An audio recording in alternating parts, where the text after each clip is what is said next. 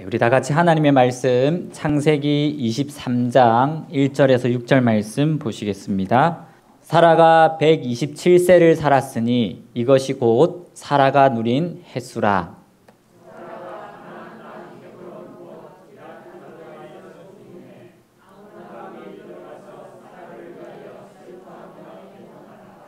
그 시신 앞에서 일어나 나가서 헷 족속에게 말하여 이르되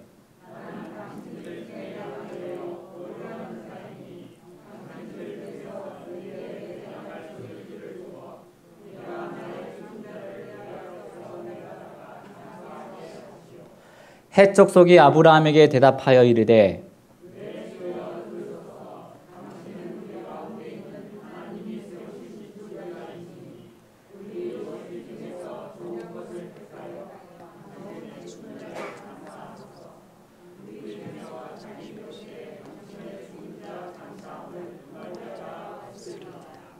아멘. 이때까지 가장 기억에 남는 장례식이 있다면 저는 전도사 시절에 처음으로 집도한 장례식이었습니다. 아무것도 몰라서 사실 장례식 설교도 어떻게 하는 줄 몰랐고 가족에는 손님이 없어서 이틀장으로 한 장례식이었습니다. 저희 교회 집사님 남편분이셨는데 그분은 살아있을 때 담배를 너무 많이 펴서 폐암 말기로 돌아가셨습니다. 감사한 일은 돌아가시기 전에 이 침례를 받았는데 사실 예수님을 믿고 침례를 받은 것은 아니었습니다. 왜 받게 됐냐면 김한식 전도사가 인준을 받아야 된다고 집사님들이 아내가 하도 재촉을 하니까 받은 것입니다. 물론 침례 받기 전에 꼬박꼬박 2, 3년 동안 안식일 날 아내 따라서 교회도 나오고 예배도 같이 드리고 식사도 여러 번 하였지만 지식적으로 배운 것이 많으신 분이라 예수님이 머리로 믿어지지 않았던 것입니다. 그런데 돌아가실 때의 모습은 지금도 잊을 수가 없습니다. 호스피스 병동에서 두 눈을 감기 전 조용히 두 손을 가슴에 가지런히 이렇게 모은 상태로 기도를 하셨고 또 믿음을 한 번 더 고백하고 돌아가셨습니다. 수술도 안 받고 항암 치료도 안 하였기 때문에 정신이 또렷하여서 마지막 때 하나님을 더 간절히 붙잡는 모습은 지금도 기억 속에 생생합니다. 분명히 하늘나라에 가서 볼 수 있을 거라 믿어 의심치 않습니다. 오늘 본문에서도 1절에 사라가 127세의 향년 죽었지만 분명 아브라함은 사랑하는 아내를 다시 볼 수 있음을 확신하였습니다. 아마 아내가 두 눈을 감기 전에 같이 서로 볼 것을 약속하고 또 다짐했을 것입니다.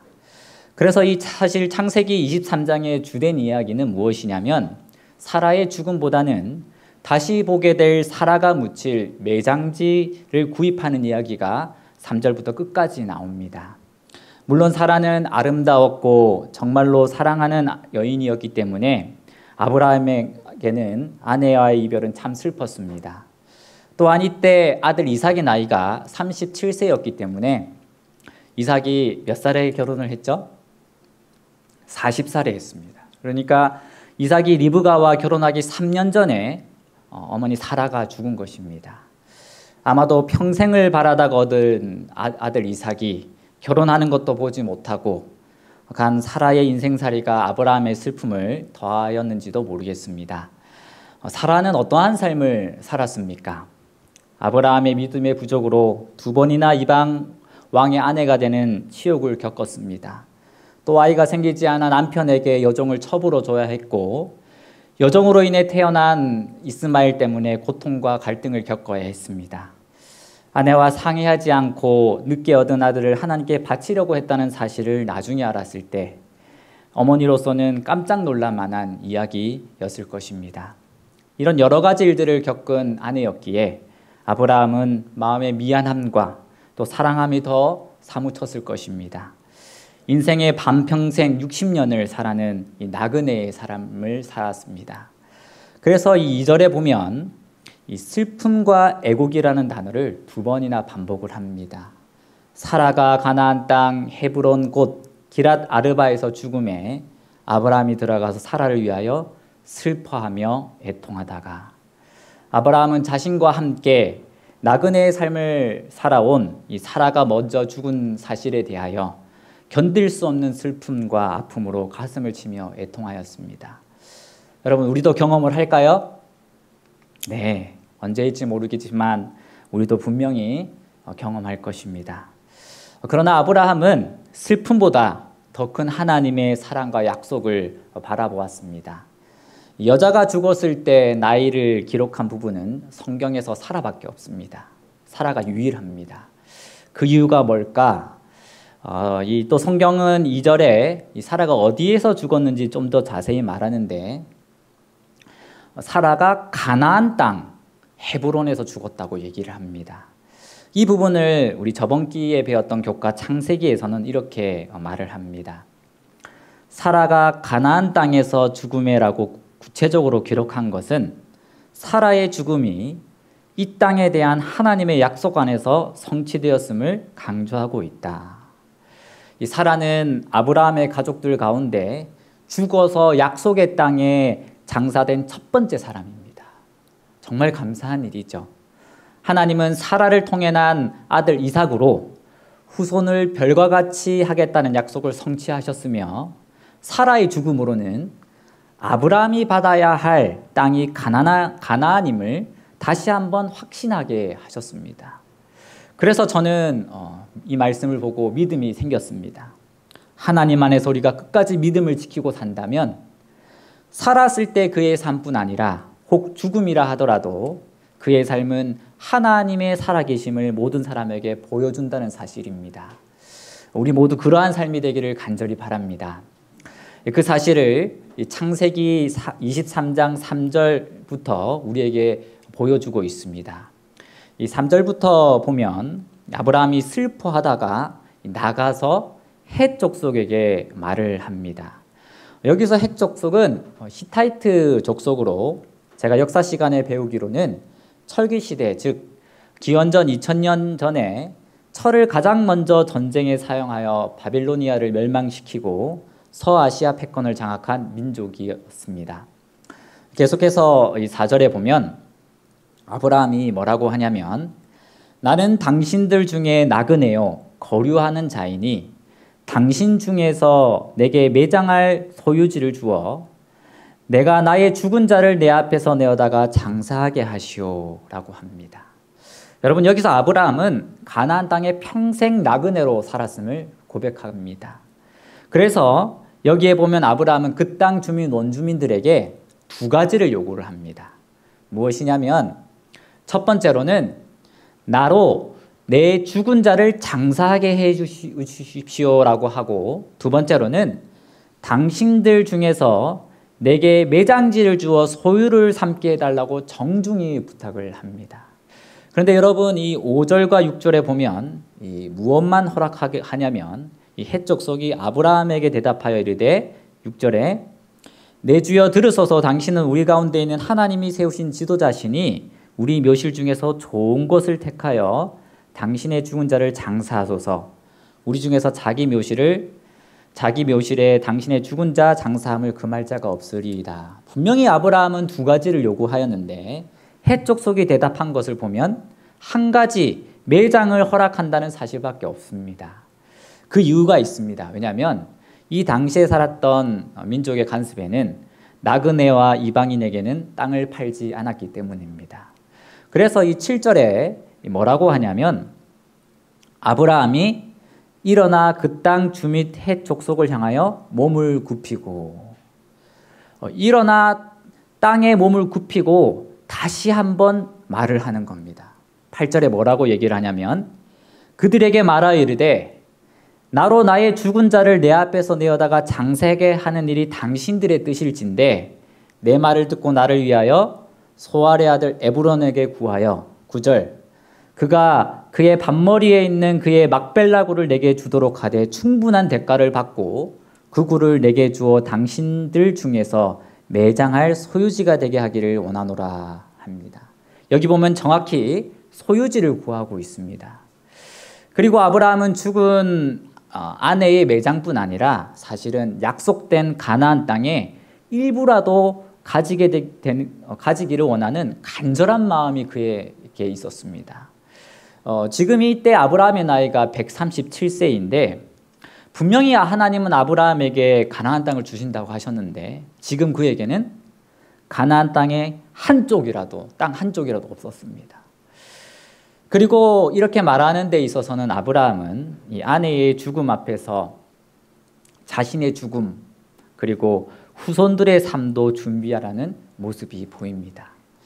그래서 그의 뜻대로 후에 이 굴에 이 아브라함 그의 아들 이삭과 며느리 리브가 손자인 야곱의 아내 레아까지 이 막벨라 굴에 안정되었습니다. 비록 나그네였고 관습이 허락하지 않았지만 이렇게까지 구할 수 있었던 이유는 이 모든 것이 다 하나님의 뜻이었고 또 하나님이 그에게 베풀어 주신 또 은혜였습니다. 하나님은 아브라함을 그들 가운데서 그들의 관습과 전통을 깨뜨릴 만큼 큰 자로 여김을 받게 하셨습니다.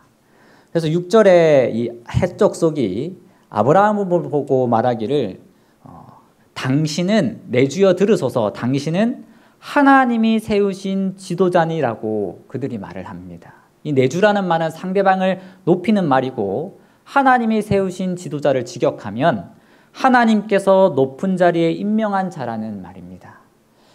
그러니 얼마나 덕망이 있고 또 그를 존경하며 아브라함을 신뢰했는지 알 수 있는 부분입니다.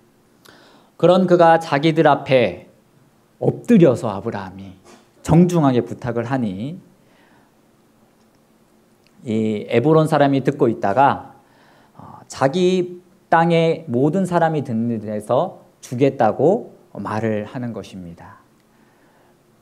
여기 10절, 11절에 보면 11절 내 주여 그리 마시고 내 말을 들으소서 내가 그 밭을 당신에게 드리고 그 속의 굴도 내가 당신에게 드리되 내가 내 동족 앞에서 당신에게 드리오니 당신의 죽은 자를 장사하소서. 이 말을 듣고 아브라함의 마음이 떨리고 감동에 벅차올랐을까요? 네. 자세히 읽어보면 드디어 이 가나안에 하나님이 자기에 주신다는 땅이 생긴다는 사실을 읽고 아브라함이 엄청 기뻐했을 것입니다. 그런데 우리는 이 성경이 보여주는 그대로를 읽지 말고 이 당시의 풍습과 관습을 잘 이해하고 읽어야 합니다. 이때 에브론이 한 말은 사실은 상대방을 위하는 척으로 말을 하지만 사실은 이게 장사하는 사람들의 풍습이었습니다. 이 당시에는 매매를 할지라도 판다라는 말을 하지 않고 드린다라는 표현을 썼습니다. 상대방을 위하는 척하면서 상대방을 존중하면서 사실은 흥정을 하는 것입니다. 어떻게 할 수 있냐면 그가 요구한 돈의 액수를 보면 알 수 있습니다. 15절에 보면 아브라함에게 땅을 은 400세겔이라고 이야기를 하는데 은 400은 그 당시의 돈으로 무려 40년을 일해야 벌 수 있는 돈이었습니다. 당시에 노동자의 연봉이 은 10세겔이었고 성경 다른 부분에 보면 다윗의 성전의 터가 될 아라우나의 타작마을이 은 30세겔이었습니다. 또 예레미야가 아나돗의 밭을 사는데 은 17세겔에 구입을 했습니다. 따라서 에브론이 은 400세겔을 부른 것은 사실 마음은 팔고 싶지 않다는 뜻이었고 정말 당신이 사고 싶으면 높은 금액을 내고 사라는 의도가 숨겨져 있었습니다. 그러나 하나님은 이 모든 과정 속에서 아브라함에게 지혜와 할 말을 주셔서 에브론이 비정상적인 높은 금액을 부르지만 단 한 푼도 깎지 않고 부른 값대로 땅을 사겠노라고 선언을 합니다. 아브라함에게는 돈이 중요하지 않았습니다. 그가 이 땅을 얼마나 원했는지 창세기 23장 12절에 보면 아브라함이 이에 그 땅의 백성 앞에서 몸을 굽히고라고 나오는데 모든 사람들 앞에서 그 당시 존경받는 사람이 12절에는 두 번째인데 두 번이나 아브라함이 몸을 굽히는 모습을 우리가 볼 수가 있습니다. 아브라함이 이 막벨라 굴을 원했던 또 한 가지의 이유가 있었는데 이 막벨라 굴은 19절에 보면 뭐라고 얘기하냐면 가나안 땅 마므레 앞 막벨라 밭굴이라고 하는데 이 마므레는 어떤 곳이냐면 창세기 13장 18절에 보면 하나님이 가나안 땅에 대한 약속을 아브라함에게 하신 곳이었습니다. 아주 특별한 곳이었죠. 그리고 이것은 또 창세기 18장 1절에 보면 아브라함이 하나님을 대면하여서 열국의 아비가 될 것과 1년 후에 이삭을 출생할 것을 하나님으로부터 들었던 역사적인 장소였기 때문입니다.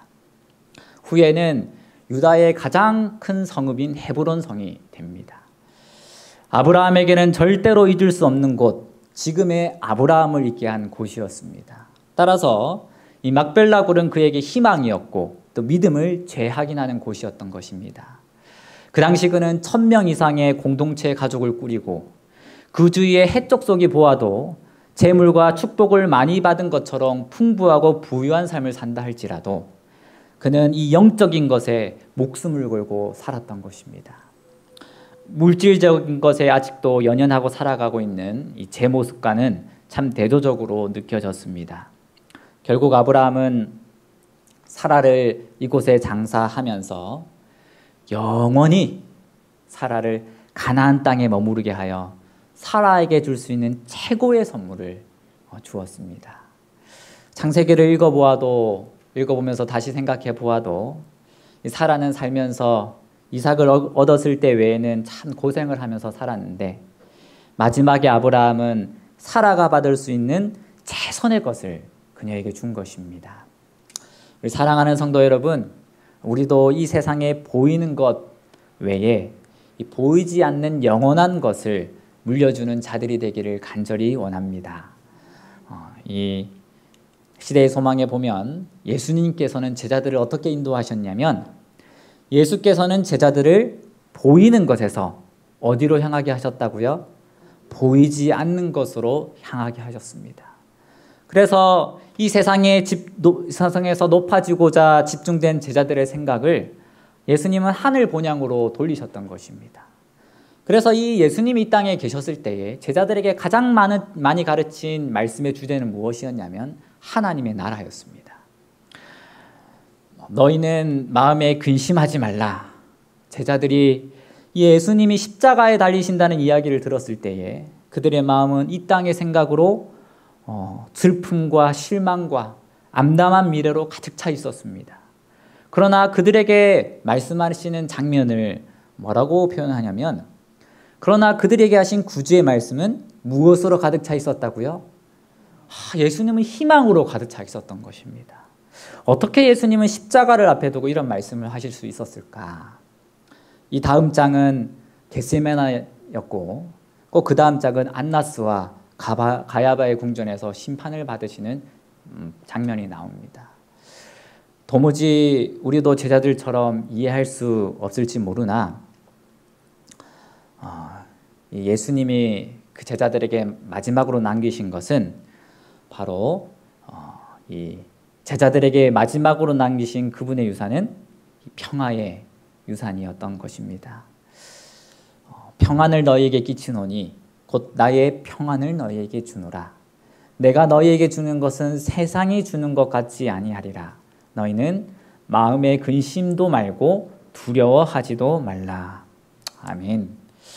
지금도 동일하게 근심하고 두려워하는 우리들에게 하나님은 말씀하십니다.